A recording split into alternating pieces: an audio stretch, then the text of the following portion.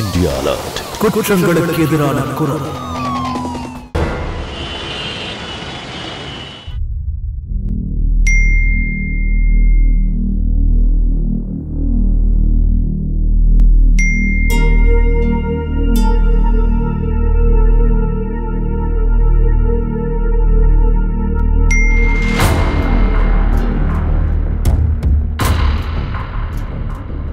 இந்த நேரத்துல யார் உங்களுக்கு மெசேஜ் பண்றாங்க?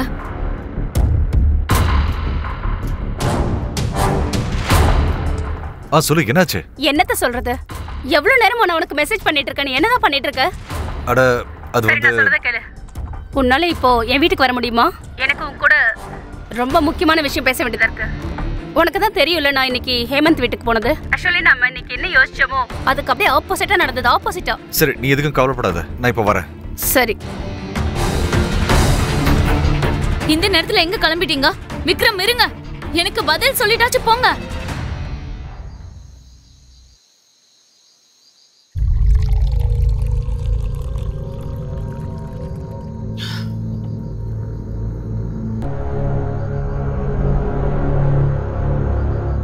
ஹேமந்த், எடுத்துக்கப்பா. வேண்டாம், என்ன பிரச்சனை உனக்கு? நீ ரொம்ப டிஸ்டர்பாக இருக்க மாதிரி இருக்க. நான் உனக்கு பிஸ்னஸ் பார்ட்னர் மட்டும் கிடையாது, சகோதரன் மாதிரி. என்னாச்சு? இல்லை, ஒன்றும் இல்லை, லைட்டாக தலை வலிக்குது எனக்கு. இப்படி பூசி முழுகாம உண்மையை சொல்றியா? விக்ரம், என்னால வார்த்தையால சொல்ல முடியல. இன்னைக்கு ஹேமந்த் என்ன அவ்வளவு அவமானப்படுத்திட்டான். நான் அவனை சும்மா விட மாட்டேன். அவன் என் வாழ்க்கை கெடுத்தான்ல, இனிமே நான் அவன் வாழ்க்கை கெடுக்க போறேன். இங்க பாரு மோனிகா, நான் உனக்கு வக்கீல் மட்டும் இல்ல, உன்னோட ஃப்ரெண்டும் கூட. நீ இந்த விஷயத்தை புரிஞ்சுக்கிட்டு தான் ஆகணும். இந்த மாதிரி கேசஸ்லாம் வருஷ கணக்கில் இழுத்துக்கிட்டே போகும். எனக்கு ஏதாவது ஒரு ஆதாரம் வேணும், அது இருந்தா தான் நான் கோர்ட்ல காமிக்க முடியும். ஹேமந்தோட கேரக்டர் சரியில்லை அப்படின்னு, திருமணங்கிற பேர்ல உன்னை கட்டாயப்படுத்திருக்கான் அப்படின்னு. நான் சொல்றது உனக்கு புரியுதா? கல்யாணம் பண்ணிருக்க கூடாதுன்னு அப்பப்ப யோசிச்சு பாப்பேன். இன்னைக்கு மோனிகா என் அம்மா முன்னாடியே என் மேல வீண் பழி சுமத்துனான். என்னால என் அம்மா முகத்தை பார்க்க முடியல. அட, அந்த மோனிகா எப்போ போய் அத்தையை பார்த்தா? மேடம் இன்னைக்கு வீட்டுக்கு வந்தாங்க. அவன் ஏன் வந்தான்னு எனக்கு தெரியும். என் அம்மாவை தன் பக்கம் வளைச்சு போட சில நேரங்களில் கடுப்பா இருக்குடா. இந்த பணத்தாசை பிடிச்சவளை ஏன் கல்யாணம் பண்ணோன்னு. எனக்கு ஒரு விஷயம் சொல்லு, நீயே மோனிகாவுக்கு டிவோர்ஸ் கொடுக்க மாட்டேங்கிற? டிவோர்ஸ் டிவோர்ஸ் இன்னைக்கே கொடுத்துட முடியும். ஆனா அதுக்கு பின்னாடி அவளோட நோக்கம் பணம், பணம் மட்டும்தான். அவளுக்கு என்னோட எல்லா இன்வெஸ்ட்மெண்ட்ஸ், ப்ராப்பர்ட்டிஸ், அப்புறம் இன்கம் எல்லாம் தெரியும். அவ ரொம்ப கீழ்த்தரமா யோசிக்கிறாடா. கொஞ்ச நாளைக்கு முன்னாடி அவ 20 கோடி ரூபாய் என்கிட்ட டிமாண்ட் பண்ணான். ஆனா இன்னைக்கு சண்டை நடந்ததுக்கு அப்புறம் அவ என்ன மிரட்டிட்டு போயிருக்கா. வேணாம் வேணாம் வேணாம், நீ ஒரு நயா பைசா கூட அவளுக்கு கொடுங்க. இங்க பாரு, ஆதாரம் இல்லாம யார் மேலேயும் நம்ம அலிகேஷன் கொடுக்க முடியாது. கோர்ட்டுக்கு தேவை ஆதாரம் தான், ஆதாரம் மட்டும்தான். யாருக்கு எதிராக ஆதாரம் கிடைக்குதோ கோர்ட் அவனை தான் குற்றவாளின்னு சொல்லும். புரிஞ்சிடுச்சு எனக்கு. ஹேமந்துக்கு எதிராக ஆதாரம் வேணும் இல்லையா? எனக்கு 2 நாள் மட்டும் டைம் கொடு. உனக்கு என்னென்ன ஆதாரம் வேணுமோ அது எல்லாம் உனக்கு கிடைக்கும். நீ லீகல் ஃபார்மாலிட்டிஸ் ஆரம்பி. என்னோட உள்மனசு சொல்லுது ஒண்ணுனா அவளை கொல்லணும், இல்லைன்னா நான் சூசைட் பண்ணிக்கணும். அட ஹேமந்த், என்ன பேசுற நீ? பைத்தியமா நீ? ரிலாக்ஸ் பண்ணியா? நான் என்ன சொல்ல வரேன்னா, நீ ஒன்று இதெல்லாம் விடு. அவன் நம்ம அகர்வால், அவனை என்ன பண்ணலான்னு சொல்ல, அவன் டீலை ஃபைனல் பண்ணிடலாமா? அந்த ஆளே எனக்கு அப்படிலாம் சொல்லாத. இங்க பாரு, உன்னோட அந்த பழைய டீல் இருந்ததுல, பிரமாதமான டீல் யாது, அதை போய் கேன்சல் பண்ணிட்ட. அதனால கோடிக்கணக்கில் போயிடுச்சு தெரியுமா? இந்த பார்ட்டியை கஷ்டப்பட்டு கூட்டிட்டு வந்திருக்கான்ப்பா. மார்க்கெட் ரேட்டை விட 10 மடங்கு அதிகமாக தரேங்கிறான். ஹேமந்த், நான் சொல்றத கொஞ்சம் புரிஞ்சுக்க முயற்சி பண்ணு. இதை பார், ஒருவேளை இந்த டீல் ஃபைனல் ஆயிடுச்சுன்னா நமக்கு பெருசா ஒரு லாபம் கிடைக்கும். அதன் மூலமா ஏற்கனவே நமக்கு நஷ்டம் ஆச்சுல்ல, அதை நம்ம சரி பண்ணிக்கலாம். நான் என்ன சொல்ல வரேன்னு புரியல உனக்கு? புரியல. நீ இன்னைக்கு பத்தி மட்டும் யோசிக்க. இப்போ இப்படி யோசி, அந்த ஆளு இன்னைக்கு நிலத்துக்கு 10 மடங்கு அதிகமா தர தயாரா இருக்கு. அப்ப ஃபியூச்சர்ல அந்த நிலத்துக்கு என்ன மதிப்பு உயரும்னு பாரு. அதுக்கப்புறம் நாம அந்த நிலத்தை நல்ல விலைக்கு விற்கலாம். என்ன பண்றது, நான் வெயிட் பண்ணி தானே பார்க்கணும். யார்கிட்ட கம்பெனியோட ஷேர்ஸ் அதிகமாக இருக்கோ அவன் பேச்ச கேட்டு தானே ஆகணும் எல்லாரும். நீ என்ன கிண்டல் பண்ற? இல்லை இல்லை, நீ என் தம்பி மாதிரி தானே, தம்பி மாதிரி. அப்போ நான் உன்னை நஷ்டப்பட விடுவேனா? மாட்டேன். சகோதரங்கிற உறவை சொல்லி ரிஸ்க் எடுக்கிற.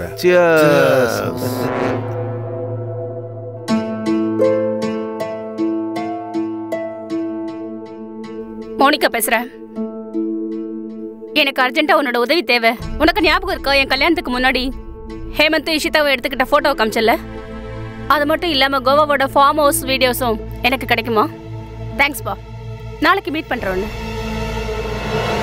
Very good Monica. இப்போ நீ பண்ணது தான் கரெக்ட். சரி நான் கிளம்புறேன். எனக்கு ரொம்ப லேட் ஆயிடுச்சு. நான் வேற ஒய்ஃப் கிட்ட சொல்லாம வந்துட்டேன். கோவமா இருப்பா. நாளைக்கு எல்லா பேப்பர்ஸோடையும் காலையில் வந்து பார்க்குறேன். Thanks Vikram. And I am sorry இவ்வளோ ராத்திரி ஆயிடுச்சு. Good night. Good night. It's okay.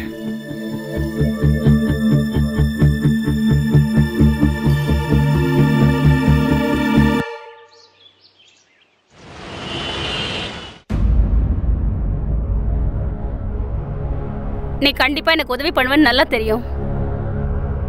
Thank you so much. இது மூலமா உனக்கும் எனக்கும் உள்ள அண்ணன் தங்கச்சி உறவை மேலும் பலப்படுத்திட்ட. எனக்கு ஏ மேல வச்சிருக்க நம்பிக்கையோட ஓ மேல் அதிகம். நான் உறுதியா நம்புறேன் இது நமக்கு மட்டும் தான் தெரியும்னு. தெரியும் மோனிகா. நீ கண்ணை மூடிக்கிட்டு என்னை முழுசா நம்பலாம். உன் வேலை நல்லபடியா முடியும். இப்ப நீ உடனடியா உன் வீட்டுக்கு கிளம்பு. எதுக்காக சொல்றேன்னா இங்க உன்னை வேற யாரும் பார்த்துடக்கூடாது.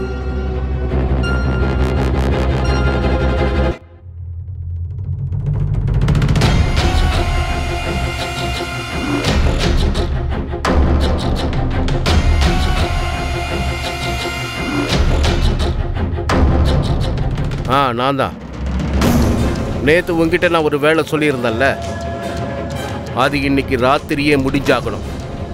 புரிஞ்சுதா?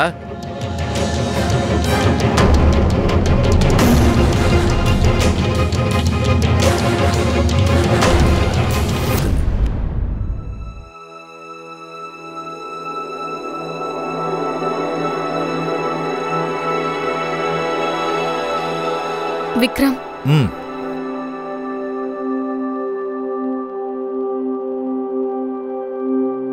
இங்க பாருங்க, நான் எப்பவும் சின்ன விஷயத்த உங்ககிட்ட கொண்டு வர மாட்டேன். ஆனா நேத்து ராத்திரி என்கிட்ட ஏன் சொல்லிட்டு போகணும்னு உங்களுக்கு தோணவே இல்ல? என்கிட்ட ஒரு வார்த்தை சொல்லிட்டு போயிருக்கலாம்ல. எனக்கு அதுக்கு கூட உங்ககிட்ட உரிமை இல்லையா? கண்டிப்பா உனக்கு உரிமை இருக்கு. உனக்கு தான் அந்த உரிமை இருக்கு. ஆனா என்னன்னா, நீ கேள்வி கேட்கிற முறை தான் தப்பா இருக்கு. நீ ஒரு வக்கீல தான் கல்யாணம் பண்ணிக்கிறன்னு உனக்கு தெரியும்ல. வக்கீல் வேலைனா இப்படிதான் இருக்கும். எப்ப வேணா எந்த நேரத்துல வேணா கிளைண்ட்டை பார்க்க வேண்டியிருக்கும்.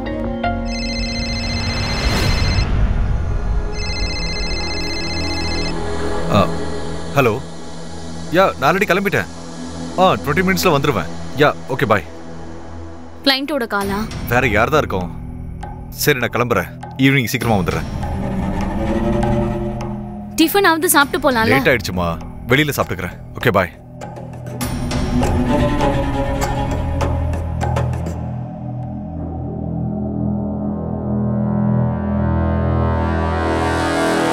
விக்ரம், ஹேமந்துக்கு எதிரான ஆதாரம் சீக்கிரம் கிடைச்சிடும் நமக்கு. நீ கேஸ் பேப்பர்ஸை ரெடி பண்ண ஆரம்பிச்சிரு. அப்புறம் உனக்கு உன் ஃபீஸ் கூட சேர்த்து உனக்கு என்னோட அலுமினியிலேருந்து 20% தரேன். ஹாப்பி? அதெல்லாம் அதுக்கப்புறம் பேசிக்கலாம் மோனிகா. முதல்ல ஆதாரங்கள் வரட்டும், பார்க்குறேன். இதில் ஒர்க் அவுட் பண்ண வேண்டியது நிறைய இருக்கு.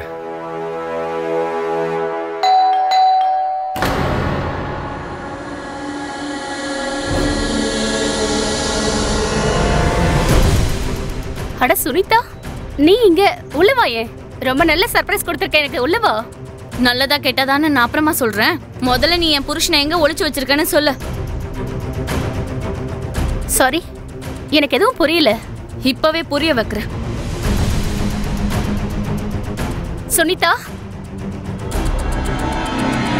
Sunita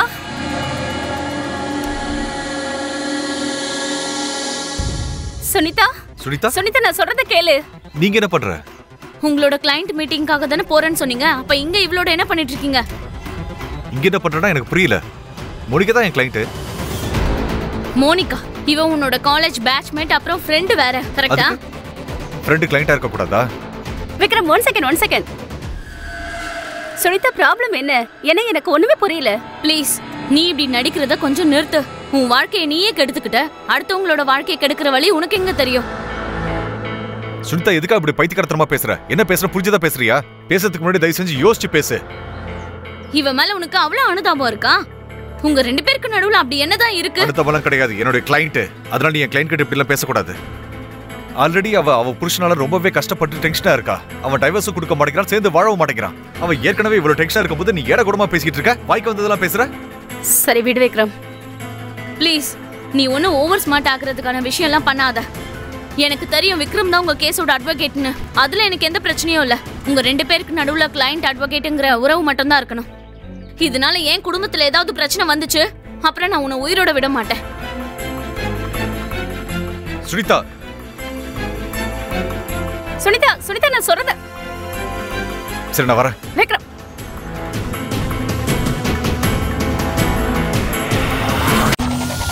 India alert. குற்றங்களுக்கு எதிரான குரல்.